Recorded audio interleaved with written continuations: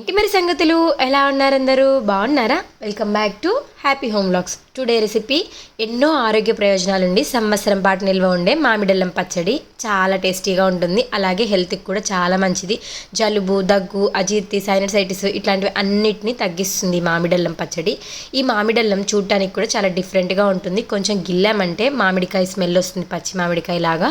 ఇది ఉండటం కూడా కొంచెం తెల్లగా బాగుంటుంది, మధ్యలో మాత్రమే ఇలా పచ్చగా ఉంటుంది. మీరు చూస్తే మీకు అర్థమవుతుంది. ఇది చూడడానికి చిన్న చిన్న గనిసిగడ్డల్లాగా అనిపిస్తుంది. పచ్చడి మాత్రం చాలా మంచిగా అనిపిస్తుంది. మామూలు పచ్చడి కంటే కూడా ఇది చాలా టేస్టీగా ఉంటుంది.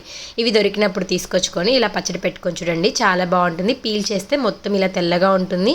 పీల్ చేయడం కూడా చాలా ఈజీగా ఉంటుంది, క్లీనింగ్ ప్రాసెస్ అంతా కూడా. నేనైతే ఇక్కడ 100 గ్రాములు మామిడల్లం తీసుకున్నాను. దీనికి సరిపడా కొలతలు చెప్తున్నాను. ఈ మామిడల్లాన్ని ఇలా చిన్నగా తురిమి పెట్టుకోవాలి. ఇలా అన్ని తురుముకుంటే ఇక్కడ కప్పుకు వచ్చాయి. కొలతకి 100 గ్రాములు వచ్చింది, కానీ కప్పుకు వచ్చింది. సో నేను ఇక్కడ కప్పు కొలత చెప్తున్నాను. ఒక కప్పు అల్లంకి ఎంతెంత వేయాలో చెప్తాను. ఇక్కడైతే అల్లాన్ని నీట్గా ఇలా తీసుకొని ఎండలో ఆరపెట్టుకోవాలి. ఇది నిల్వ ఉండాలంటే ఎండలో ఆరపెట్టుకున్నామంటే చెమ్మంతా పీల్చేసి చాలా నీట్గా ఉంటుంది. కొంచెం ఇలా డ్రై అయ్యి తడి తగలట్లేదు అనిపించేదాకా చేసి పక్కన పెట్టుకోవాలి. ఇక్కడ కప్పు అల్లానికి కప్పు చింతపండు, అలాగే కప్పు బెల్లం తీసుకుంటున్నాను. ఈ కొలత చాలా టేస్టీగా ఉంటుంది. పిల్లలైతే ఒట్టిది కూడా తినేస్తారు. ఇక్కడ ముందు మనం పోపు ఏర్పాటు చేసుకుందాం. దీనికోసం ఒక కప్పు నూనె తీసుకొని జీలకర్ర, ఆవాలు, ఎండుమిర్చి, దాంతోపాటే దంచుకున్న వెల్లుల్లి రెబ్బలు కూడా వేసుకొని మంచిగా వేయించుకోవాలి. పోపు ఎంత బాగా వేగితే చట్నీ అంత టేస్టీగా ఉంటుంది. ఈ అల్లం పచ్చడి అంత బాగా రావాలంటే పోపు బాగా వేగడమే కారణం. అలాగే పోపు వేగకపోతే ఈ పచ్చిదనం వల్ల పచ్చడి పాడేదానికి కూడా అవకాశం ఉంటుంది. దీంట్లోనే ఇంగువ కూడా వేసుకొని మంచిగా వేయించుకోవాలి. వీడియోలో చూపిస్తున్న విధంగా పోపు ఇలా ఎర్రగా కాలాలి. ఇలా కాలిన తర్వాత తీసి పక్కన పెట్టి చల్లార్చుకోవాలి. ఇప్పుడు ఇంకొక కడాయి తీసుకొని 1 టేబుల్ స్పూన్ నూనె వేసుకొని ఎండుమిర్చి వేసి మంచిగా వేయించుకోవాలి. ఇక్కడ నేను 20 వరకు ఎండుమిర్చి తీసుకున్నాను. ఇవి మంచిగా వేగిన తర్వాత తీసి పక్కన పెట్టుకోవాలి. ఇప్పుడు అదే ప్యాన్లో 1 టేబుల్ స్పూన్ ఆవాలు, 1 టేబుల్ స్పూన్ మెంతులు వేసి మంచిగా చిట్లి రంగు వచ్చే వరకు వేయించుకోవాలి. వీడియోలో చూపిస్తున్న విధంగా చిట్లాలి. ఇప్పుడు వీటిని కూడా తీసి పక్కన పెట్టుకొని అదే కడాయిలో వాటర్ యాడ్ చేసుకొని మనం ముందుగా తీసుకొని చింతపండుని ఇలా వేసుకొనేసి నీట్గా గుజ్జులాగా ఉడికించుకోవాలి.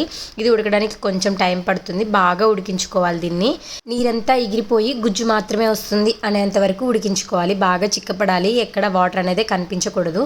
బాగా వేగి వాటర్ అంతా పోయాయి, బాగా దగ్గర పడింది అన్నప్పుడు స్టవ్ ఆఫ్ చేసుకొని నీట్గా చల్లార్చుకోవాలి. ఇది చల్లారే లోపు ఇంకొక కడాయిలో ఆయిల్ వేసుకొని ముందుగా కట్ చేసి పెట్టుకున్న అల్లం కూడా తీసుకొని మంచిగా వేయించుకోవాలి. మరి ఎక్కువగా వేగకుండా బాగా వేయించుకోవాలి. కొంచెం నీరంతా పోయింది, బాగా స్మెల్ వస్తుంది అన్నంత వరకు ఇలా వేయించుకొని స్టవ్ ఆఫ్ చేసి చల్లార్చుకోవాలి.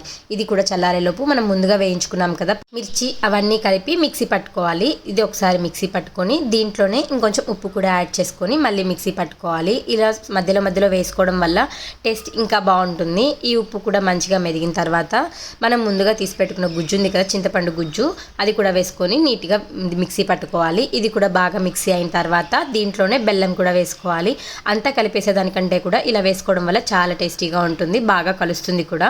ఈ బెల్లం కూడా నీట్గా మిక్సీ అయిన తర్వాత చివర్లో ఇలా అల్లం వేసుకోవడం వల్ల మంచిగా మిక్స్ అవుతుంది. అక్కడక్కడ కచ్చాబచ్చాగా ఉండి మంచిగా తగులుతూ ఉంటుంది పళ్ళకి. ఇది మామూలు అల్లం లాగా ఘాటు ఎక్కువగా ఉండదు, రుచిగానే ఉంటుంది. పంటి కింద తగిలిన అంతే మన మామిడల్లం రెడీ అయిపోయింది పచ్చడి. ఇప్పుడు దీన్ని పోపులో వేసుకొని మంచిగా కలుపుకోవాలి. ఈ ఆయిల్ మొత్తం పట్టాలి. ఆయిల్ ఎక్కువగా అనిపిస్తుంది మీకు చూడటానికి, కానీ పచ్చళ్ళకి ఎప్పుడైనా సరే నిల్వ ఉండాలంటే ఆయిల్ ఎక్కువ ఉండాలి. ఈ పచ్చడి ఒట్టిది కూడా తినేయచ్చు. ఇడ్లీ, దోశ, వడ, పెసరట్టు ఇలా దేంట్లోకైనా సరే రోజుకి 1 టేబుల్ స్పూన్ తిన్నామంటే జలుబు, అజీర్తి అన్నీ తగ్గిపోతాయి. టేస్ట్ కూడా చాలా బాగుంటుంది. ఈ వీడియో ఎలా అనిపించింది కామెంట్ చేయడం మర్చిపోవద్దు. అలాగే ఇంకేమైనా రెసిపీస్ కావాలా? Thank you for watching.